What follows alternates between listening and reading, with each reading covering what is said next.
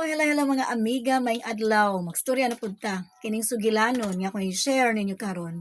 Naguluhan kini og letter X. Adunay usa ka tawo nga illiterate, usa siya ka ulipon.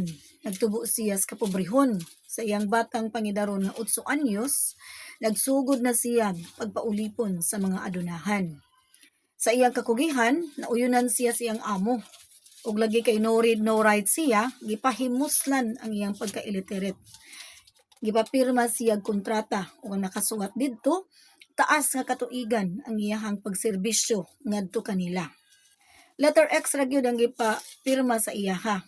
Ug kadtong litraha nagpasabot nga uyon siya sa maong kontrata. Nang labay ang daghang katuigan, nakalingkawas siya sa maong amo. Apan hilabihan kadili patas ang iyang kapalaran tungod kay sa iyang pagpanimpad nga makakaplag og bag-ong trabaho. Gibalibaran siya tungod sa iyang pagka-illiterate. Apan wala siya nawagtangan og paglaom. Ipadayon siya. Iyang giagwanta ang tanang pagsuway sa pagpaulipon hangtod sa edad nga 28 nakat-on siya sa pagsuwat ug pagbasa. Apan dili kadto ang utlanan.